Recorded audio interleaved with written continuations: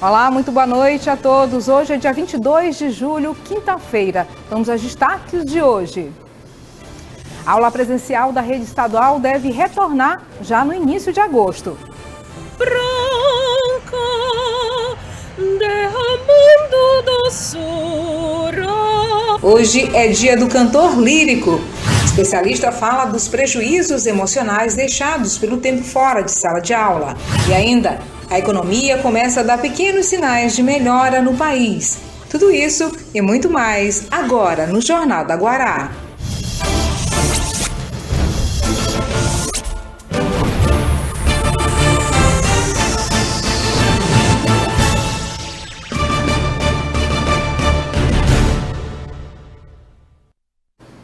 As aulas presenciais da rede estadual devem ser retomadas no dia 2 de agosto. A questão é como as escolas serão preparadas para receber esse estudante. Essa volta vai atender às condições sanitárias para garantir a segurança da comunidade escolar?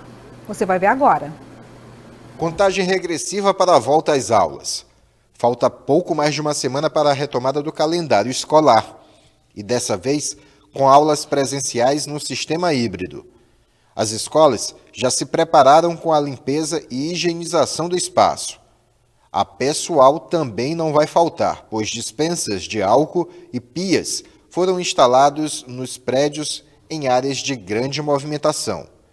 Nas salas de aulas, cadeiras distanciadas, para que ninguém fique tão próximo do outro. Haverá um revezamento entre os alunos. Então, está totalmente confirmado, nós vamos retornar com muita alegria após 16, 17 meses sem aulas, no modelo híbrido, a partir do dia 2 de agosto. O planejamento está pronto, a gente já está revisando toda a preparação das escolas, já estamos organizando também a rotina pedagógica, que é com os professores, e a partir do dia 2 a gente vai fazer um acolhimento gradativo, mas já com retorno às aulas, no modelo híbrido, que significa assim, com turmas menores, assegurando o espaçamento entre estudantes, reforçando a limpeza na escola, reforçando a obrigatoriedade do uso de máscaras. Então, a gente acha que com esse ambiente atual da pandemia e com o planejamento que a gente fez, bem detalhado, a gente consegue voltar com muita tranquilidade e com muita alegria. O Sindicato dos Professores esteve presente nos encontros e tratativas sobre o retorno das aulas. Segundo o presidente da categoria, houve um diálogo intenso com o governo, onde diversos pontos foram analisados, mas sempre priorizando a segurança de toda a comunidade escolar. Grande parte dos professores já está imunizada com as 2 doses. Desde o início do ano, fizemos algumas reuniões com a Secretaria de Educação para fazer essa tratativa dessa retomada das aulas. Naquele momento, tinha a perspectiva de iniciar o ano letivo em fevereiro. O Ciproessema se colocou contra porque não tínhamos a vacinação. E dentro desse esforço de todos, o governo pontuou juntamente à Secretaria de Saúde para que os profissionais em educação fossem incluídos nesse grupo prioritário de vacinação. Chegamos ao entendimento dessa retomada com antecipação da vacinação da 2ª dose para essa retomada das aulas no estado do Maranhão. Imunizados e preparados. Professores, gestores e demais funcionários estão capacitados para um retorno seguro. Vai ser assim, a gente vai assegurar o distanciamento. Então, vamos pegar, por exemplo, uma turma de 40 estudantes. Nós vamos dividir essa turma em 2 turmas de 20 e ela vai se alternar durante os dias da semana. Cada escola vai ter autonomia para decidir qual o melhor modelo, porque a gente não pode determinar a partir da secretaria o que é melhor para cada uma das 1.300 escolas do Maranhão. Bom, vimos aí na reportagem a previsão de volta às aulas para os estudantes da rede pública estadual, que é no dia 2 de agosto. A rede pública municipal anunciou para o dia 16 de agosto o retorno da educação infantil e ensino fundamental. As 2 redes de ensino estavam realizando atividades de forma remota. Entre os vários prejuízos que a pandemia ainda está deixando, a redução do conteúdo e a falta de convivência com os amigos na escola de forma presencial marcam de forma negativa a vida dos estudantes. Preste atenção no que fala a especialista. Toda tarde é assim, Felipe numa ponta, Maria Clara na outra e a mãe dele se dividindo para ajudar as duas crianças durante as aulas online. A tentativa da mãe é de compensar aos filhos essa falta de estar presencialmente na escola, mas exige jogo de cintura. E outros compromissos sempre dificulta de dar essa atenção como eles receberiam na escola, né? Ainda mais com dois que tem que estar ao mesmo tempo, um no 7º ano e outro no 1º ano, é bem complicado mesmo. Mas nem só de conteúdo didático se faz a formação de uma criança. Estar perto, sorrir, brincar juntas implica nesse desenvolvimento também. Ter que acompanhar as aulas online não é o único desafio para as crianças que mantêm uma rotina de estudo, mesmo nesse período de pandemia. Sem poder ir à escola, elas também não têm convivência com os colegas, o que pode representar perdas significativas, principalmente para os menores. É que essa convivência e troca de experiência com outras crianças é muito importante para o desenvolvimento deles. É como se a gente tirasse da Maria Clara 2 de suas bonecas, deixando apenas uma. A brincadeira pode até continuar, só que agora bem menos divertida. Ou até mesmo deixar de acontecer, como o processo de aprendizagem, que fica deficiente sem a interação entre as crianças. A infância está sendo perdida e a infância não pode ser recuperada. O conteúdo educacional pode ser recuperado. Então, as crianças aprendem muito entre elas, com as outras crianças da mesma idade ou de idade próxima. Então, essas relações de socialização, né, de inserção no mundo, aprender a ganhar, aprender a perder, né, saber o tom, entender uma piada, aprender sobre os jogos, as brincadeiras, as músicas, tudo que é próprio daquela idade, as crianças aprendem com outras crianças. Em casa, a mãe consegue enxergar essa necessidade. Hoje o Felipe ele sente um pouquinho menos, né, pela idade, ele já está com 12 anos, então ele já tem assim uma amizade mais com os amiguinhos daqui do condomínio, então vez ou outra ele desce, brinca. Já com a Maria Clara é mais difícil, né, por conta da idade. E é ali na escola que ela tem o convívio com outras crianças, né? A pandemia da Covid-19 deixa muitas perguntas ainda sem resposta. O quanto essa perda de convivência vai implicar na vida das crianças mais à frente é uma delas. Pesquisas, estudos estão sendo desenvolvidos nesse momento, né, tentando explicar um pouco, né, quais são esses déficits. Mas a gente tem uma previsão, entende, que quando as crianças elas deixam de estarem com outras crianças, elas vão perdendo nessa questão da expressividade, principalmente, da socialização, um processo de humanização. Chegará ao Maranhão nesta terça-feira 20 e quarta 21 novas doses de vacinas contra a Covid-19. São 36.270 de Pfizer, 180.800 de AstraZeneca e 60.600 de Coronavac, que irão reforçar a campanha de vacinação contra a doença no estado. Os imunizantes foram encaminhados para a Central de Armazenamento e Distribuição de Imunológicos, que é a SEAD Maranhão, onde serão separados para a distribuição aos municípios. Bom, e agora presta bem atenção. A Prefeitura Municipal de São Luís anunciou agora no final da tarde em suas redes sociais que amanhã é dia de vacinação para quem tem 15 anos. Isso mesmo, 15 anos. Então já sabe, é só se dirigir com RG e CPF aos pontos de vacinação de 8 às 18 horas. E pai, mãe, responsável, é preciso acompanhar o novinho. Bom, é hora do intervalo e na volta os destaques da economia.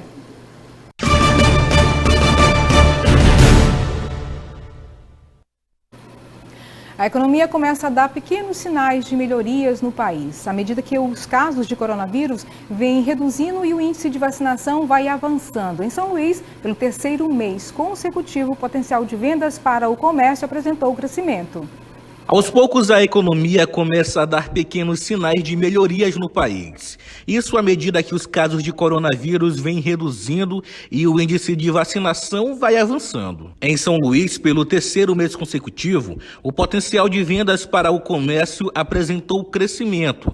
É o que revela a pesquisa de intenção de consumo das famílias, realizadas pela Confederação do Comércio e Federação do Comércio de Bens, Serviços e Turismo do Maranhão. O terceiro mês consecutivo de crescimento da confiança do consumidor, embora o indicador ainda se apresente na zona de pessimismo. Ainda não conseguimos superar os efeitos da pandemia. O consumidor ainda apresenta certo pessimismo. Segundo a pesquisa, de maio para cá, houve um aumento de 1,5 em pontos, passando de 61,2 para 62,7 pontos. Em uma escala que vai de 0 a 200 no índice de confiança dos consumidores, o crescimento neste último trimestre foi de 2,4%. No comparativo de julho de 2021 com o mesmo período de 2020, o nível de confiança é mais expressivo, saltando de 47,8 para 62,7 pontos, ou seja, um aumento de 31,1%. O consumidor já consegue ver uma recuperação do mercado de trabalho, já vê isso influenciando positivamente a sua renda, então isso influencia consequentemente nessa confiança em relação ao consumo que a pesquisa mostra nesse mês de julho. A discreta melhora dos últimos meses vem impactando também na geração de empregos formais. Somente em maio foram 1.267 novas vagas com carteira assinada. Outro fator observado está na queda do número de inadimplentes e, consequentemente, na cautela do consumidor para as compras a prazo. O principal subcomponente que apresentou variação positiva foi a perspectiva profissional, puxando essa confiança do consumidor nesse mês. Isso se dá pela avaliação que o consumidor faz do mercado de trabalho atual. Bom, quem está aqui no estúdio é o economista Wagner Matos e ele vai falar para a gente desses números. Boa noite, Wagner. Traduz para a gente esse crescimento, por que está crescendo, por que está movimentando. Ele fala em confiança. Boa noite, Anne, boa noite a todos. Então, como foi mostrado na reportagem, a gente já teve alguns números que é consequência da retomada das atividades econômicas, principalmente do setor de comércio e serviços. A gente já vê um número maior de movimentação, já há uma busca de profissionais para trabalhar nessa área, e aí a gente também tem essa movimentação da economia. A prorrogação do auxílio emergencial também vai dar um auxílio nesse início da retomada da economia. Pois é, ele está falando que as pessoas, então, por conta desse auxílio, elas ficaram mais confiantes e estão movimentando. Quem é que ganha, quem é que perde, ou só tem ganho aí nessa história toda? Olha, com essa retomada, todos vão sair ganhando. Aqueles que é do setor do comércio, do serviço, os próprios empregados que vão ser contratados nessa nova aceleração, aos poucos, né? E até o próprio governo, que aí a gente vai ter uma retomada da arrecadação. E aí com isso a gente vai aos poucos sentindo isso e aí vai tentando voltar o período pré-pandemia. Então a tendência é só melhorar. A tendência é só melhorar. Ok. Muito obrigada, então, Wagner, pelos esclarecimentos e que realmente aqueça cada vez mais a economia, que é bom para todo mundo, como você falou, não é isso? Isso, Anne. Vamos torcer junto. Uma boa noite para você e a todos. Até mais. Fique atento ao prazo que termina no próximo sábado, dia 24, às 23h59. O prazo para contestar os pedidos de auxílio emergencial 2021. A data limite se aplica ao trabalhador aos trabalhadores que se inscreveram pelos meios digitais e que tiveram a solicitação negada na revisão mensal de julho. De acordo com o Ministério da Cidadania, a contestação vai permitir uma nova análise com bases mais atualizadas nos dados da pessoa. O requerimento com o pedido de revisão deve ser feito pelo próprio site do Ministério da Cidadania. Bom, vamos a um breve intervalo e voltamos em um instante.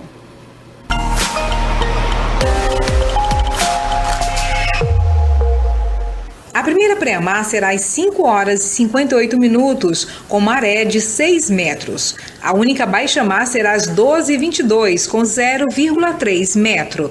A segunda pré-mar às 18h27, com maré de 5,8 metros.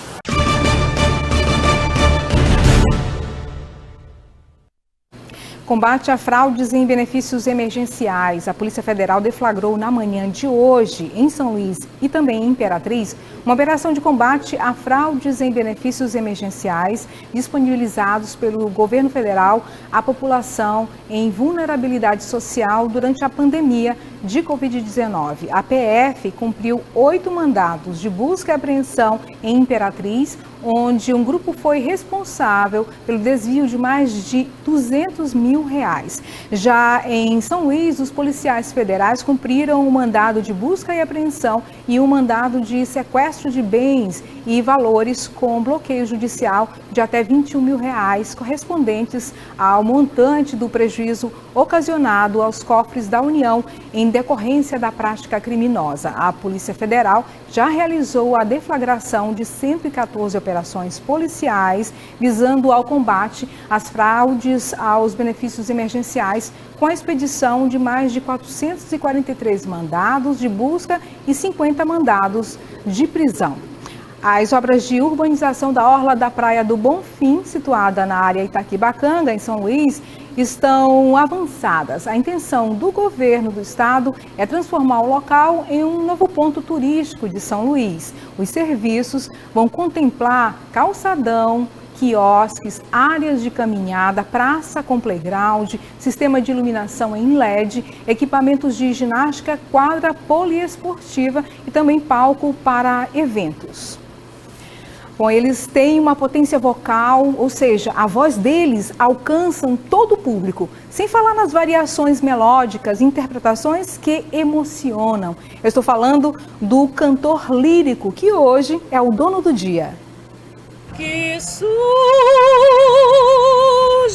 tão bela e branca, derramando doçura. Eles não são encontrados em qualquer ambiente. Recitais, cantatas, óperas, peças eruditas. Estas são algumas das possibilidades de se acompanhar o trabalho de um cantor lírico. Normalmente, eles estão presentes em eventos mais solenes, que vão de casamentos a atos oficiais de governo. Até chegar ali, é preciso passar por um preparo que exige muito foco, perseverança e certeza de que quer fazer aquilo. Foi o caso da professora Rose. Saiu da sala de aula e foi ser estudante para se formar em canto lírico. 9 anos da vida em que optou por algo que dá prazer em fazer. Bom, ele surgiu quando eu tinha uns 16 anos na igreja e cantava em coral. E lá acabei descobrindo que eu tinha aptidão para essa arte. E desde então foi buscando o desenvolvimento dele? Sim, eu comecei a estudar lá, particular com alguns maestros que davam tipo uma assessoria para o coro, né? Porque nós não tínhamos regente habilitado. E a partir daí eles acabaram me incentivando e fazendo com que eu estudasse mais. Estudar e fazer exercícios vocais são regras que não podem deixar de ser cumpridas por quem entra no mundo do lirismo.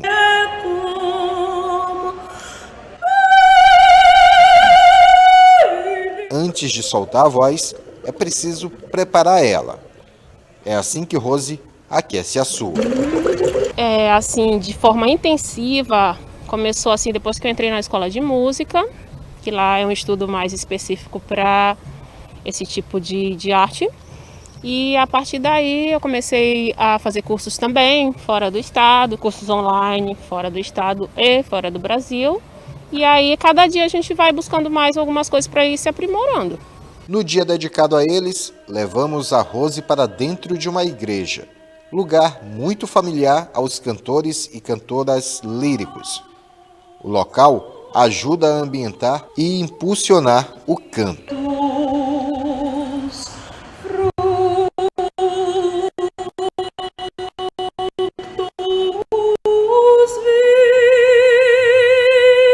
Tanto esforço faz parte de uma ideia em ter o trabalho ampliado em um estado onde o canto lírico ainda é muito restrito e sofreu com a pandemia. No Maranhão, viver de canto lírico é bem difícil, porque nós não temos, por exemplo, uma montagem de ópera, nós não temos um coro sinfônico, que é onde seria fácil o encaixe de todos nós, né?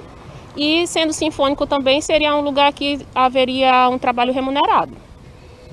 E aqui nós não temos, infelizmente. Então, nós vivemos de concertos, de recitais, de eventos, solenidades e assim sucessivamente.